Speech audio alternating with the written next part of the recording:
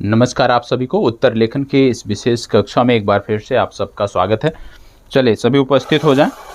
और आज की इस विशेष कक्षा में क्योंकि हम एक टॉपिक वाइज हम अध्ययन कर रहे थे, उत्तर लेखन का कार्यक्रम जो आपका चल रहा था ये टॉपिक वाइज चल रहा था और पिछला जो आंसर है वो आपका चेक हो गया है, आप जाके देख सकते हैं ऐप में जो आपने शेयर किया था। कल का जो आंसर था भूकंपीय तरंगों से संबंधित वो अभी चेक नहीं हुआ है, आज की इस कक्षा के बाद वो आपका चेक हो जाएगा। तो जो लोग उत्तर लेखन कर रहे हैं उनसे यही कहना है कि आप निरंतर इसी प्रकार से करते रहें। और आपकी जो कॉपियां हैं, क्योंकि ये देखो एक्सेप्ट सिर्फ मात्र करना होता तो मैं आसानी से एक्सेप्ट कर लेता, कोई दिक्कत नहीं थी, लेकिन उसको पढ़ना होता है, उसकी कमियों को भी बताना होता है तो थोड़ा सा समय लगता है क्योंकि काफ़ी संख्या में कॉपियां मिलती हैं।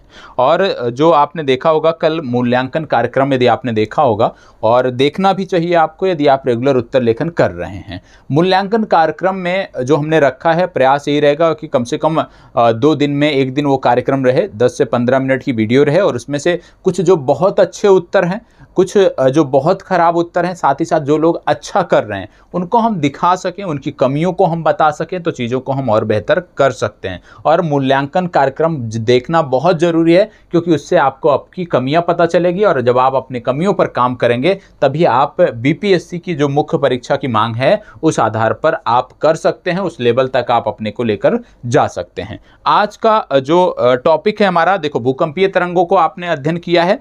अब क्योंकि उसका डिस्कशन, उस प्रश्न का डिस्कशन आज हम इसलिए नहीं कर रहे हैं क्योंकि हम भूकंप पढ़ रहे हैं, ठीक है। और भूकंप पढ़ रहे हैं तो अभी आगे हम भूकंपीय तरंगों को भी पढ़ेंगे, ठीक है। क्योंकि आज की जो चर्चा है वो भूकंप से शुरू कर रहे हैं, तो भूकंप से शुरू करते हुए भूकंपीय तरंगों तक तो जाएंगे। और जब भूकंपीय तरंगों तक हम जाएंगे, हम पढ़ लेंगे भूकंपीय तरंगों को, फिर उसके बाद उस प्रश्न का डिस्कशन कर लेंगे। आज का जो प्रश्न है, सबसे पहले प्रश्न नोट कर लीजिए और उसके बाद हम चर्चा करते हैं। प्रश्न आज का है, भूकंप क्या है? बहुत ही सिंपल सा प्रश्न है, भूकंप क्या है? भूकंप क्या है? इसके उत्पन्न होने के कारणों की व्याख्या कीजिए। इसके उत्पन्न होने के कारणों की व्याख्या कीजिए।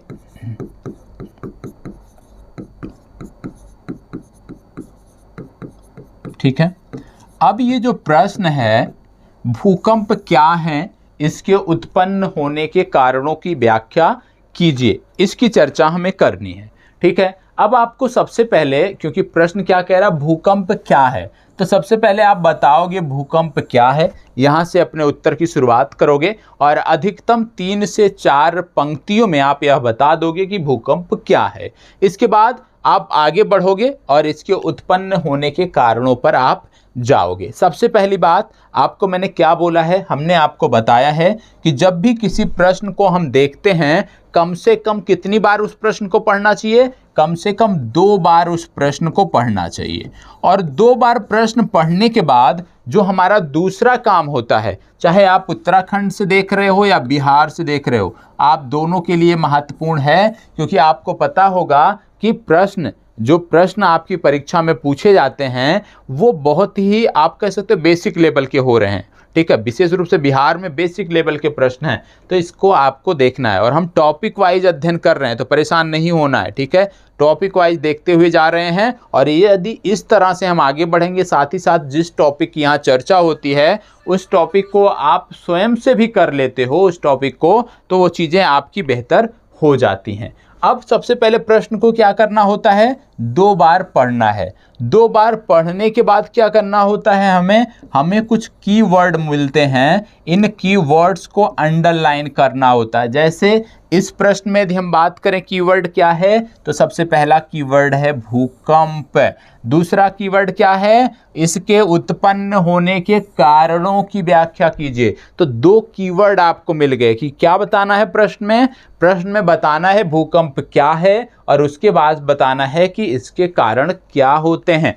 अब जब आप और आगे बढ़ते हो, तीसरा स्टेप क्या होता है कि अभी आप क्योंकि प्रारंभिक दौर में हो तो सबसे पहले आपको नकल करना है, रट्टा मारना है, मतलब इस फैक्ट को इकट्ठा करना है। यदि आपको नहीं पता है तो आप सबसे पहले पुस्तकों को पलटोगे, भूकंप चैप्टर खोलोगे और वहां से इससे जुड़ा हुआ फैक्ट कलेक्ट करोगे। और जब आपके पास फैक्ट कलेक्ट हो गया, फिर आप निर्धारित करोगे कि आपका प्रश्न कितने भागों में है, 2 भागों में बटा हुआ है। पहला भाग क्या कह रहा है, भूकंप क्या है, दूसरा भाग क्या कह रहा है, इसके उत्पन्न होने के कारणों की व्याख्या कीजिए। तो 2 भाग में बटा है, आप यहाँ पे डिसाइड कर लिए कि आपका उत्तर भी 2 भागों में होना चाहिए। अब इस प्रश्न के संदर्भ में यदि हम देखें तो आपको यहाँ पे देखने को मिल रहा है कि जब उत्तर 2 भागों में हमें लिखना है तो यहीं पर हमें निर्धारित करना होता है कि पहले भाग में कितना लिखना है और दूसरे भाग में कितना लिखना है। इस प्रश्न को यदि आप देखें तो भूकंप क्या है इसमें ज्यादा नहीं लिखा जा सकता, लेकिन इसके उत्पन्न होने के जो कारण है उसमें विधिवत लिखना है। तो आप बांट सकते हो कि 30% आप लिख दोगे भूकंप क्या है और 70% आप उसके कारणों की व्याख्या कर दोगे। तो यहां से आपने डिसाइड कर लिया। अब यहाँ पे यह भी डिसाइड कर लीजिए कि क्या ये जो हमारा प्रश्न है ये सिर्फ पैरा में ही लिखा जा सकता है, थ्योरी ही, या कुछ चित्र इसमें बनाया जा सकता है, डायग्राम बनाया जा सकता है। तो यहाँ पे भूकंप की बात हो रही है, कारणों की बात हो रही है, तो कहीं ना कहीं यदि इसमें देखें तो हम चार्ट बना सकते हैं। चार्ट कैसे इसमें बन सकता है, एक देखो चित्र इसमें नहीं हम बना सकते, हालांकि 1-2 चित्र आप दर्शा सकते हो, जैसे भ्रंश का दर्शा सकते हो, ज्वालामुखी का दर्शा सकते हो, लेकिन इसमें ग्राफ बनाया जा सकता है, चार्ट बनाया जा सकता है। कैसे, ये आपका है कि भूकंप उत्पन्न होने के कारण। अब मान लीजिए 2 कारण यदि हैं तो 2 कारण पहले ऐसे दर्शा दिए, एक कारण में 5 पॉइंट है, 5 पॉइंट लिख दो, दूसरे के पॉइंट लिख दो, तो एक चार्ट यहाँ पे फ्लो चार्ट बन सकता है। ठीक है, एक डायग्राम बन सकता है, मतलब आप थ्योरी भी लिखोगे और बनाओगे भी डायग्राम। ठीक है, चलिए अब आगे बढ़ते हैं। अब क्या करना होता है, जब सब कुछ आपने डिसाइड कर लिया, फैक्ट भी आपके पास आ गए, अब आपको क्रम निर्धारित करना होता है कि पहले क्या लिखना है और उसके बाद आपको एक उत्तर लिख देना होता है। उत्तर लिखने के बाद जो काम आप नहीं कर रहे हो वो क्या है कि उत्तर करने के बाद उसका स्वयं मूल्यांकन करना है। पहले एक बार अपने उत्तर को स्वयं पढ़ना है, और जब अपना उत्तर आप स्वयं पढ़ोगे, जो शाब्दिक त्रुटियां हो रही हैं, जो सेंटेंस मिसमैच हो रहा है, वो दूर हो जाएगा। तो प्लीज मूल्यांकन पहले कर लिया करें, मूल्यांकन करने के बाद फिर जो दोबारा जो उत्तर लिखा करें उसको हमें भेजा करें। ठीक है, और जो लोग ऐसा कर रहे होंगे निश्चित रूप से आप 1 महीने कर लो, आपको लगेगा सुधार आप में हो रहा है। ठीक है, अब आइए इस प्रश्न में क्या लिखना है, किस तरह से लिखना है, एक एक करके हम देख लेते हैं। सबसे पहली बात सॉरी, इस प्रश्न में जो है वो बात हो रही है भूकंप क्या है। ठीक है, मैं बता रहा हूं, अभी 1 मिनट का समय दीजिएगा।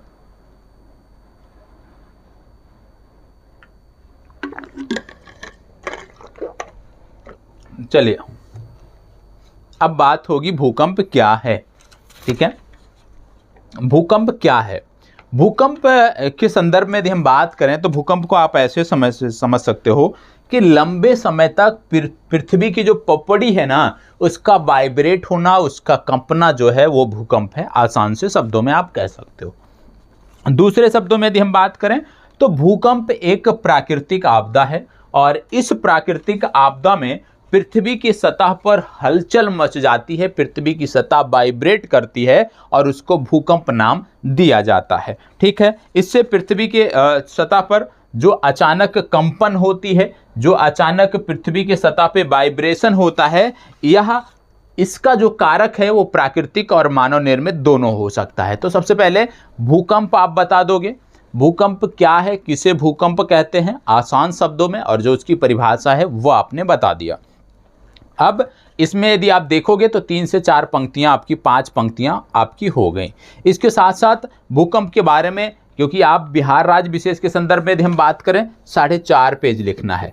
ठीक है, तो यहाँ पे अभी कुछ और लिख सकते हो, जैसे भूकंप के बारे में थोड़ा सा और आगे आप चले गए, इनकी तरंगों के बारे में भी आपने लिख दिया। ठीक है, इनकी तरंगों के बारे में, ये 3 प्रकार की तरंगे होती हैं और सारी चीजें आपने लिख दिया, जितना आप लिख सकते हो। प्रयास क्या करना है, प्रयास क्या करना है कि 4.5 पेज है ना, तो इसमें बहुत ज़्यादा यदि आप भूकंप के बारे में लिखो तो 1.5 पेज में लिखो। मतलब आपका जो स्टार्टिंग का 200 शब्द है ना वो भूकंप के बारे में होना चाहिए। ठीक है, भूकंप क्या है उससे संबंधित जितना लिख सकते हो वो आप लिख देना है बिहार राज्य विशेष के संदर्भ में। उत्तराखंड के संदर्भ में बात करें, क्योंकि आपका कुल जवाब 250 शब्दों में देना होता है, तो आपको क्या करना है, स्टार्टिंग के 50 से 60 शब्द जो हैं उसमें आपको भूकंप बताना है, भूकंप क्या है। ठीक है, इसके बाद आपको दूसरे फैक्ट पे आ जाना है कि इसके उत्पन्न होने के क्या कारण होते हैं। अब जब भूकंप उत्पन्न होने के कारणों की हम बात करें, देखो आज आप दोनों को, चाहे आप उत्तराखंड के हो, ठीक है, चाहे आप बीपीएससी की तैयारी कर रहे हो, आज आपको दोनों को साथ में देखना है। कल से उत्तराखंड का जो कार्यक्रम है उसका प्रश्न अलग होगा, बिहार राज्य का प्रश्न अलग होगा। ठीक है, अब आइए देख लेते हैं। अब जैसे मैंने बोला कि उत्तराखंड और बिहार का कल से प्रश्न अलग होगा, तो ध्यान रखना है अलग रहेगा। अब यहाँ पे आपको जैसे मैंने बोला कि भूकंप क्या है, भूकंप हमने समझ लिया। भूकंप के बाद हम आगे बढ़ते हैं तो हम देखते हैं कि भूकंप उत्पन्न होने के दो कारण होते हैं। अब दो कारण कौन कौन से होते हैं? पहला होता है प्राकृतिक कारण, आप इसी तरह से बनाएंगे अपने कॉपी में भी, प्राकृतिक कारक, और एक हो गया मानव निर्मित। ठीक है, मानव निर्मित।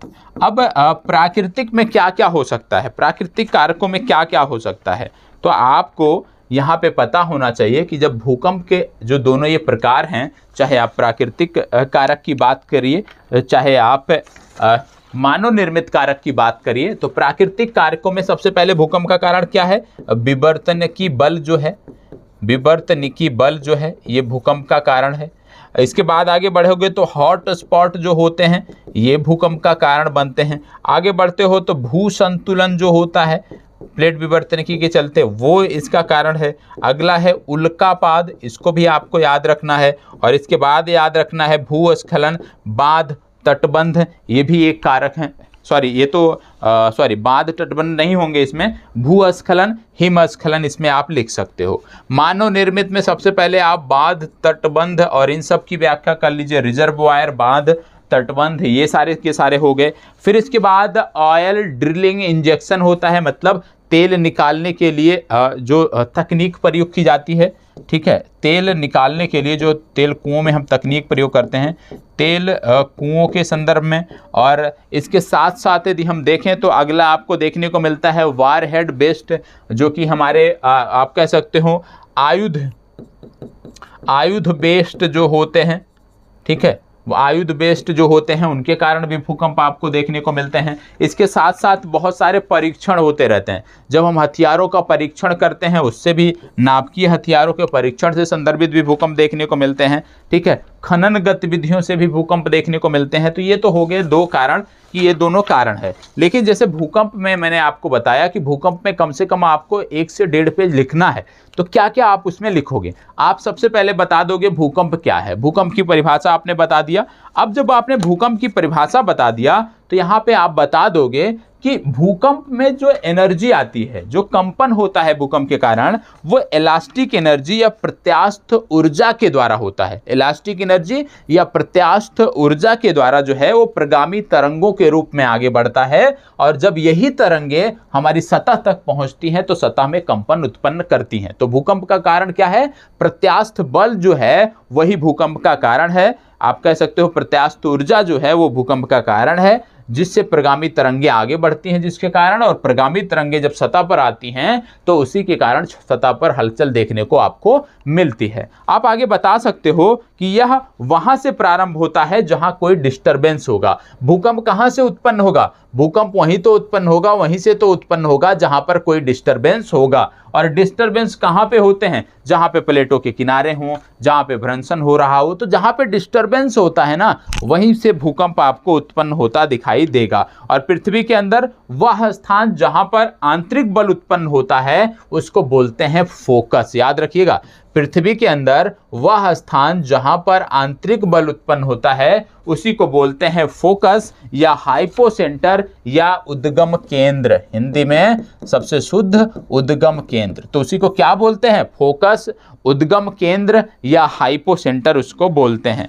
कुछ भूकंप बहुत गहराई के होते हैं जिनको बोलते हैं डीप होते हैं, जो 300 से 700 किलोमीटर, इसी में लिखना है सारी ये चीजें बता रहा हूं, 300 से 700 किलोमीटर की गहराई पे उत्पन्न होते हैं। कुछ भूकंप सामान्य होते हैं जो 100 किलोमीटर तक की गहराई से उत्पन्न होते हैं। तो ये सारी चीजें आपको यहाँ पे बताना है। इसके बाद आप बताओगे कि वह प्रत्यास्थ ऊर्जा जो फोकस या हाइपोसेंटर, वह प्रत्यास्थ ऊर्जा जो फोकस या हाइपोसेंटर या उद्गम केंद्र से प्रारंभ होती है वही पृथ्वी की सतह तक पहुंचती है। और जब वह पृथ्वी की सतह पर पहुंचती है तो कहां पे पहुंचती है? जो बिंदु उद्गम केंद्र के ठीक ऊपर होता है। तो उद्गम बिंदु के ठीक ऊपर जो केंद्र होता है वहीं पर जाकर वो सतह पर पहुंचती है। इसको क्या बोलते हैं? जहां पे ऊर्जा जाकर सतह पे पहुंचती है उसको क्या बोलते हैं? उसको बोलते हैं इपीसेंटर। क्या बोलते हैं? इपीसेंटर। इपीसेंटर को हिंदी में क्या बोलते हैं?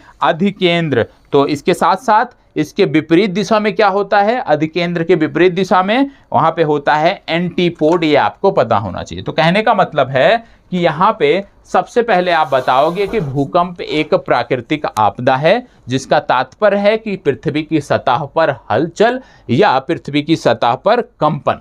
ठीक है। भूकंप उत्पन्न होने, भूकंप के साथ आप इसमें और बता दोगे कि इससे जब पृथ्वी पर हलचल होता है, अचानक हलचल होती है, तो उससे क्या होता है? अचानक हलचल होने के कारण आपको देखने को मिलता है कि वाइब्रेशन के कारण बहुत सारी तबाही आपको पृथ्वी पर देखने को मिलती है, या आप कह सकते हो भू प्रॉपर्टी पर देखने को मिलती है, या कह सकते हो पपड़ी पर देखने को मिलती है। लंबे समय तक कंपन के कारण पपड़ी पर बहुत विनाशात्मक आप कह सकते हो कि परिदृश्य देखने को मिलता है। यह कंपन जो है, जो भी कंपन है जिसके कारण विनाश होता है, वो इलास्टिक फोर्स के कारण होता है, या दूसरे शब्दों में यदि हम बात करें तो प्रत्यास्थ ऊर्जा के कारण होता है। और ये जो प्रत्यास्थ ऊर्जा है ये वहीं से उत्पन्न होती है जहां पर पृथ्वी में कोई डिस्टरबेंस होता है। ठीक है, इतनी जानकारी आपने लिख दिया। अब आप बताओगे कि पृथ्वी के अंदर वह स्थान जहां पर ये आंतरिक ऊर्जा जो है उत्पन्न होती है उसको फोकस बोला जाता है।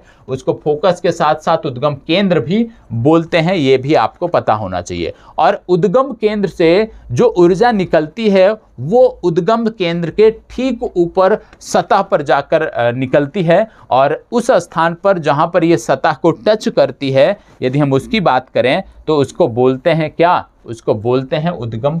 जहां पे ये सतह को टच करती है, यदि उसकी बात करें तो उसको बोलते हैं इपीसेंटर। ये आपको पता होना चाहिए। ठीक है, तो इपीसेंटर क्या है? इपीसेंटर क्या है? उद्गम केंद्र। देखो दो चीज, इपीसेंटर और फोकस, या हिंदी में यदि हम बात करें तो उद्गम केंद्र, और उद्गम केंद्र के साथ साथ अधिकेंद्र क्या है ये आपको पता होना चाहिए। तो भूकंप के संदर्भ में उद्गम केंद्र, अधिकेंद्र, ये दोनों आपको पता होना चाहिए। ठीक है, एपिसेंटर और फोकस ये दोनों के दोनों पता होना चाहिए। शब्द हैं ये शाब्दिक, भूकंप के शाब्दिक जब आप अर्थों की बात करते हो उनमें इन दोनों का बहुत महत्वपूर्ण योगदान है, इनको आपको पता होना चाहिए।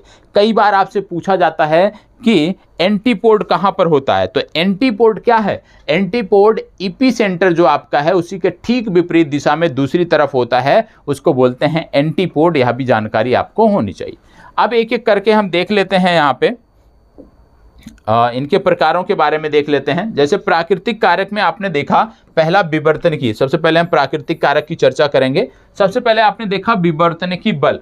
विवर्तनिकी बल क्या होता है? आप जानते हैं जब हम बात करते हैं विवर्तनिकी बल की तो यह कहाँ पे काम करता है? विवर्तनिकी बल प्लेट के जो किनारे हमने पढ़े थे, विनाशात्मक प्लेट किनारा, रचनात्मक प्लेट किनारा, संरक्षी प्लेट किनारा, विनाशात्मक, संरक्षी और रचनात्मक तीनों पर यह विवर्तनिकी बल कार्य करता है। लेकिन सबसे ज्यादा भयावह जो स्थिति होती है, सबसे ज्यादा विनाशकारी जो स्थिति होती है वो विनाशात्मक प्लेट किनारा पर होता है। क्यों? आपको पता है वहां पर एक प्लेट दूसरे प्लेट के नीचे अधोगमित होती है। ठीक है, तो ये आपका हो गया। दूसरा है हॉट स्पॉट। हॉट स्पॉट आप जानते हो कि जब प्लेट विवर्तन की मैंने पढ़ाया था तो आपको बताया था कि पृथ्वी के एथनोस्फीयर में उत्पन्न होते हैं जहां रेडियो एक्टिव, हॉट स्पॉट कहां पे होता है? जहां पे रेडियो एक्टिव तत्वों की प्रधानता होती है पृथ्वी में, और वहां पे इससे क्या होता है? प्ल्यूम डेवलप होते हैं। और प्ल्यूम, मेटल प्ल्यूम आप याद करिए, उत्तर लेखन किया है आपने। और प्ल्यूम क्या होते हैं? प्ल्यूम जो है लावा के ऊपर निकलने का स्वरूप है, तो प्ल्यूम जो है वो लगातार पुश करता रहता है ऊपरी भाग को, और इसके कारण भी आपको भूकंप देखने को मिलते हैं। तो हॉट स्पॉट भी आपको पता होना चाहिए, ठीक है। पृथ्वी के एथनोस्फीयर में उत्पन्न होते हैं। क्यों उत्पन्न होते हैं? क्योंकि पृथ्वी के एथनोस्फीयर में यदि हम देखें तो रेडियो एक्टिव खनिजों की प्रधानता होती है, और इन्हीं रेडियो एक्टिव खनिजों की वजह से जब उष्मा वहां से निकलती है, निर्गत होती है, तो प्लूम, जो मेटल प्लूम होता है, जो प्लूम होता है, वह लगातार ऊपरी सरफेस को टच करता रहता है, ऊपरी सरफेस पर दबाव बनाता रहता है बाहर निकलने के लिए, और इससे भी आपको हल्के फुल्के भूकंप देखने को मिलते हैं, ठीक है। और यहाँ पे क्या होता है, यहाँ पे यदि हम बात करें तो आपको देखने को मिलता है प्रत्यास्थ ऊर्जा। प्रत्यास्थ ऊर्जा जो है, अब आपसे एक प्रश्न मैं पूछ लूं कि मेंटल प्लूम जो है किसके कारण वो पृथ्वी की सतह को धक्का देता है, तो आप बताओगे प्रत्यास्थ ऊर्जा जो है उसी के कारण वो लगातार सतह को पुश करता रहता है, धक्का देता रहता है। इसके बाद तीसरा यहाँ पे लिखा है भू संतुलन।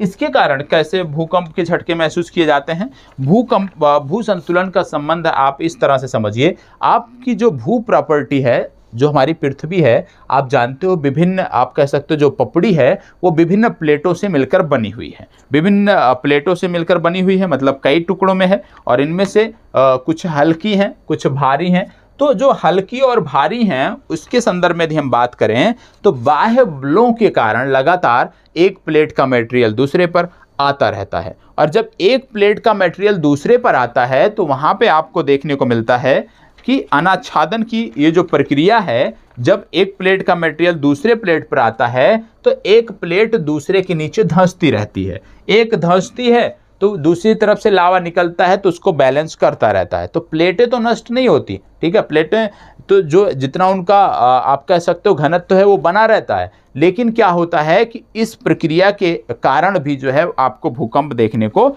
मिलते रहते हैं, ठीक है। तो याद रखना है, एथनोस्फीयर में मटेरियल का जो स्थानांतरण होता है उसके कारण भी भूकंप आपको देखने को मिलते हैं, प्रत्यास्थ ऊर्जा निकलती है और उसी का नतीजा होता है भूकंप। अगला आपका है उल्का पिंड।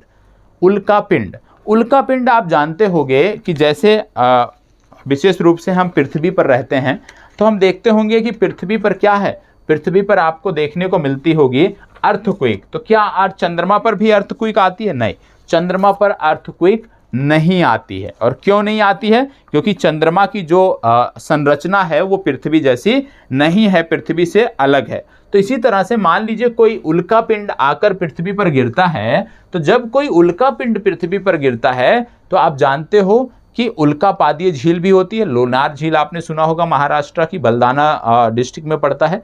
तो आपको जब उल्का कोई आके पृथ्वी पर गिरता है तो उससे भी कंपन होता है और उससे भी भूकंप के झटके महसूस किए जाते हैं। अब एक प्रश्न आपके लिए मैं बताता हूं, यदि कोई यूपीएससी की तैयारी कर रहे होंगे तो शायद जवाब दे पाएं।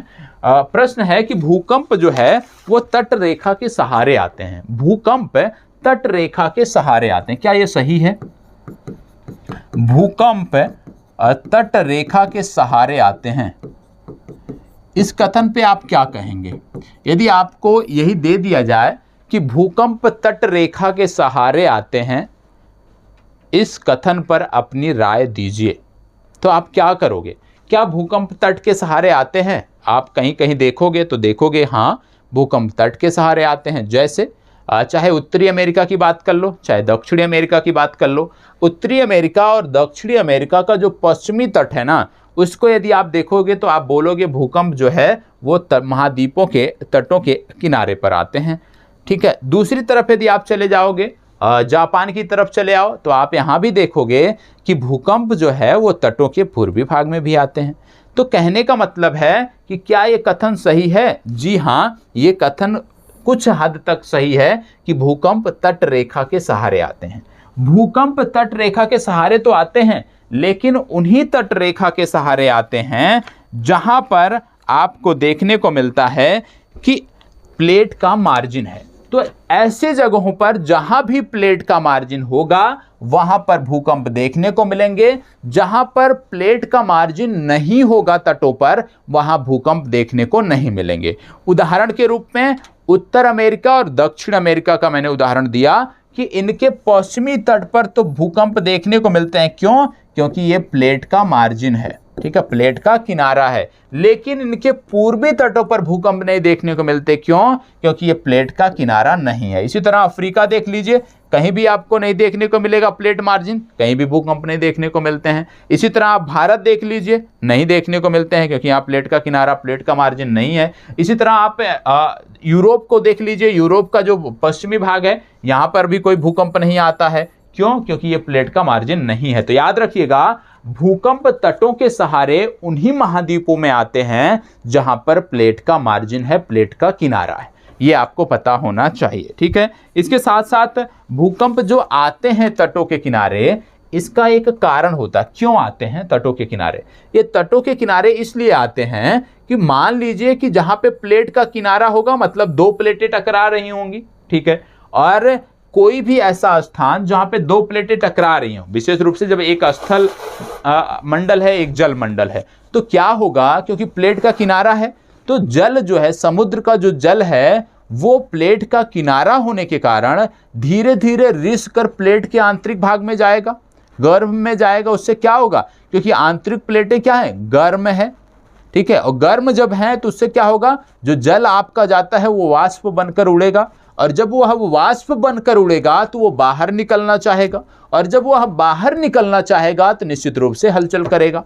तो ये चीज़ अवश्य याद रखना। थोड़ा सा सोचोगे ना, ये सब पढ़ने वाली चीज़ें नहीं है, किताबों में इतनी जानकारी नहीं मिलेगी। इस पे समझकर जितना आप दिमाग लगाओगे, जितना अपने मस्तिष्क का एक्सरसाइज करोगे, उतना बेहतर होगा। तो इस पे सोचने का, समझने का प्रयास करें, ठीक है। कोई भी प्रश्न है उस पर सोचने का, समझने का प्रयास करें, ठीक है। बहुत लोगों से पूछ लोगे, आप कारण नहीं बता पाएंगे कि क्या कारण है जो भूकंप प्लेटों के किनारे पर ही आते हैं, ठीक है, लेकिन सभी प्लेटों के किनारे पर नहीं।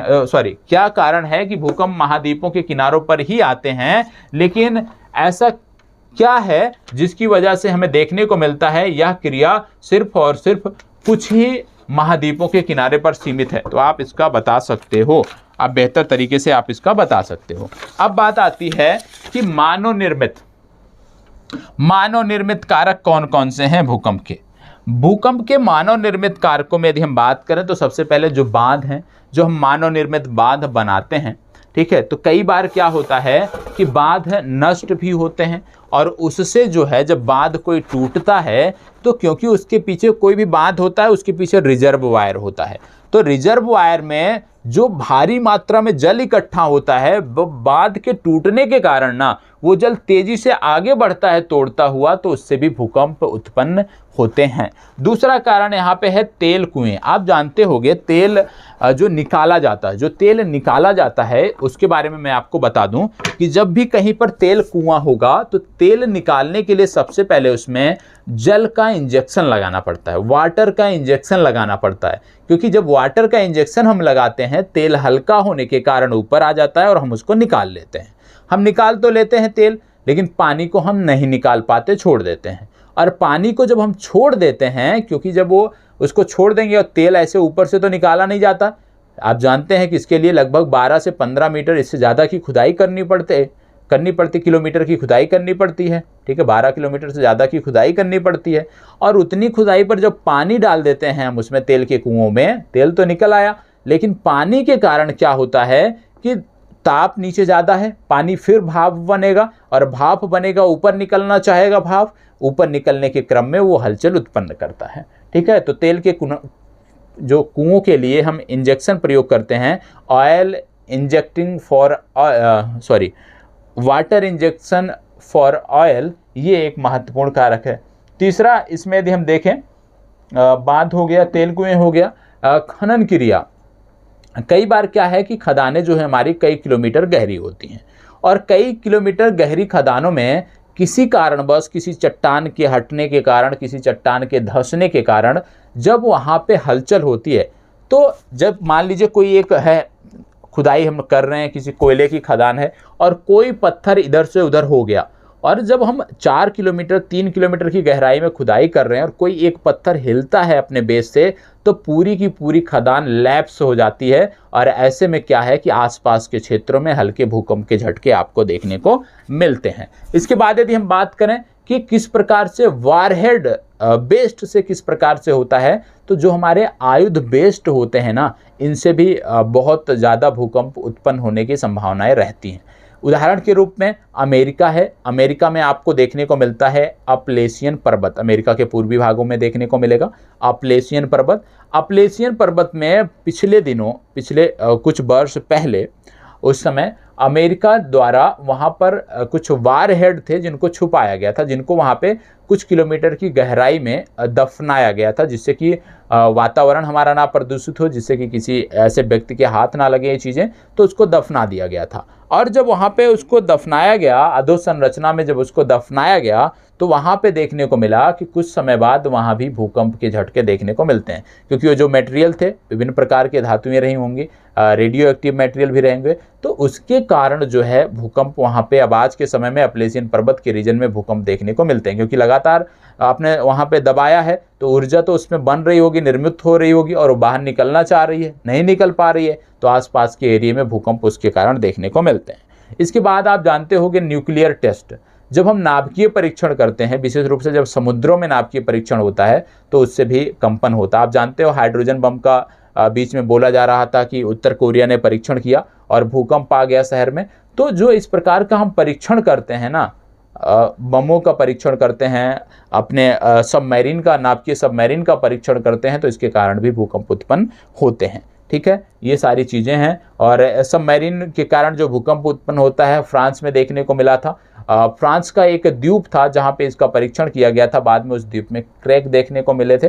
तो ये चीज़ें आपको पता होना चाहिए। ठीक है, उम्मीद करता हूँ कि इस प्रश्न का उत्तर जो है आप बहुत ही विधिवत तरीके से, बहुत ही अच्छे तरीके से सुचारू रूप में देंगे, और मुझे भी बहुत खुशी होगी यदि आप बहुत अच्छे तरीके से इसका उत्तर देते हैं। कहीं भी कोई कमी है, जब आप उत्तर इसका शेयर करोगे, जो भी कमियां रहेंगी वो आपको बताई जाएंगी। तो प्लीज़ इसका उत्तर बेहतर ढंग से लिखना है। और जो लोग बार बार ये पूछते हैं कि टॉपिक वाइज कराया जाए, टॉपिक वाइज, आपको बता दें उत्तर लेखन आपका टॉपिक वाइज ही कराया जा रहा है, क्योंकि अभी आपकी प्रारंभिक परीक्षा बिहार राज्य वालों की निर्धारित नहीं है। प्रारंभिक परीक्षा निर्धारित हो जाए उसके बाद क्या करेंगे कि प्रारंभिक परीक्षा देने के बाद फिर हम आ जाएंगे विगत वर्षों के प्रश्नों पे। तब तक प्रयास है कि ज़्यादा से ज़्यादा टॉपिक हम कवर कर सकें, क्योंकि जब हमारा टॉपिक नहीं कवर रहेगा, हमें जानकारी नहीं रहेगी चीज़ों के बारे में, तो हम कैसे उत्तर लेखन करेंगे। तो अभी हमारे पास समय है, हम धीरे धीरे सीख रहे हैं, रट रहे हैं, पढ़ रहे हैं और लिख भी रहे हैं। निश्चित रूप से हमें बेहतर प्रदर्शन की उम्मीद रहेगी मुख्य परीक्षा में। ठीक है, चलिए धन्यवाद, बहुत बहुत आभार। कहीं देखो, आप जैसा मैं ही हूँ, ठीक है, आप में से ही हूँ मैं, आप भी तैयारी कर रहे हो, मैं भी जुड़ा हुआ हूँ कहीं ना कहीं। तो कहने का मतलब है कि मैं ये नहीं कहता कि हो सकता है आप में से कुछ लोग ऐसे हों जिनको बहुत ज़्यादा जानकारी हो, मेरे से भी ज़्यादा जानकारी हो, ठीक है, लेकिन मेरा जितना अनुभव है वो मैं आप तक शेयर करता हूँ। ठीक है, मेरा 2 बार यूपीएससी मेंस क्वालिफाई करने का जो अनुभव है वो मैं आपके साथ शेयर करता हूँ। जैसे उत्तर लिखे गए थे, जैसे हम विभिन्न लोगों के उत्तर देखते हैं, अपने मित्रों के उत्तर देखते हैं कि जो सिलेक्ट हुए हैं या जो अभी क्रम में हैं, कि किस प्रकार से लिखते हैं और नंबर कैसे मिलते हैं, तो उससे फ़ायदा मिलता है। वो सारी की सारी चीज़ें मैं आप तक पहुंचाना चाहता हूं। और यदि आपका सहयोग मिला, मैंने पहले भी कहा है और आज भी कहा है, यदि एक बच्चा उत्तर लिखेगा तो भी उत्तर लेखन होगा, 2 बच्चा लिखेगा तो भी ये कार्यक्रम चलेगा, यदि आप में से कोई भी नहीं लिख रहा है तो भी यह कार्यक्रम चलेगा, शायद बाद में कुछ बच्चे मिले। तो उम्मीदों पे दुनिया कायम है, हम भी यही उम्मीद कर रहे हैं कि आप करोगे जितनी चीज़ें दी जा रही हैं। और जो लोग ये लगता है कि हम प्रारंभिक परीक्षा के बाद कर सकते हैं, आपकी गलतफहमी है, प्रारंभिक परीक्षा भी हो जाएगी तब ये बातें आपको याद आएंगी। ठीक है, धन्यवाद, बहुत बहुत आभार।